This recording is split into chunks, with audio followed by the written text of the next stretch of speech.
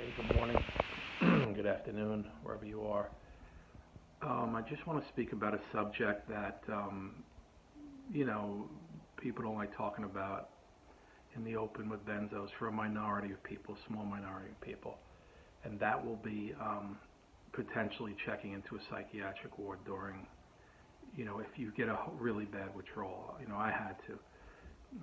My symptoms were like a Hurricane 5 in the beginning. My brain was on fire. I had a sense of floating in the air, extreme depression, suicidal, derealization, depersonalization, and on, all the horrific symptoms. It was really, really bad. I did a cold turkey, which definitely don't do. That's bad news. If you have to take years to get off, cut very slowly, do that. But as I said, for some people, you may have to go into a psychiatric ward temporarily. Don't fear it. Don't fear it. Most people there just want to get out of there. The people who are like the individuals who are scary or whatever, they're segregated. They're segregated to a room by themselves, and workers watch over them. So don't get all caught up in that. Workers come around and give you your meals. You do a little bit of walking around, or you go to like an arts and crafts type place, a similar like an area for that. Let the time take care of you. Let the time heal you. Don't be afraid of that. If you have to go multiple times, don't be afraid of it, because time passes. You want to get well, and God forbid you don't want to kill yourself. Do not do that. God doesn't approve of that. Don't do that, okay? Just if you have to check in, check in. Again, don't fear it. Again, most people definitely will not go through that. They will not have to do that. But maybe a tiny minority will, if the symptoms are beyond. And again, life just goes on. One thing, especially as you get older, you realize life just, nobody cares, like in terms of just you've done and gone through and blah, blah, blah. You just want to feel good. You want to get back to where you were, so don't fear it.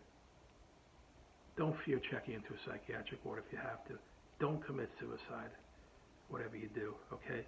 You will get better. Time will heal you, okay? This is a battle of time, all right? Doctors in the psychiatric ward may try giving you antidepressants or whatever, things that are really not going to change it. It's not going to stop benzo withdrawal. They know something's wrong, but they know they can't correct it, so they always feel like they have to give you a pill. They have to do something, and it doesn't work, to be honest with you.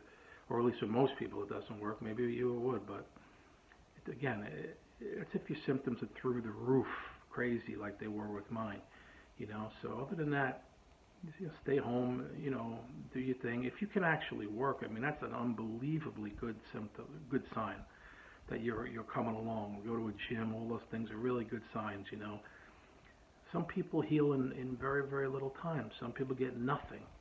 Other people get moderate symptoms. Some people get severe symptoms with benzos. It's just the way it is,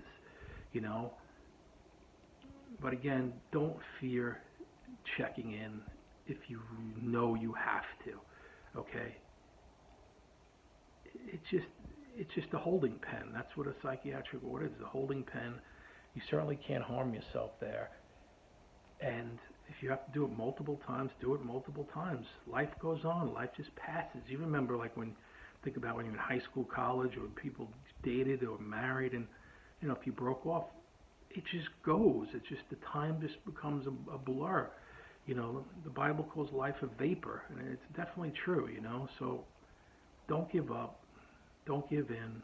If you have to check in, again, for a very small minority, if you have to check into a psychiatric ward, you do it. You do it, and you'll be fine. God bless you. Amen.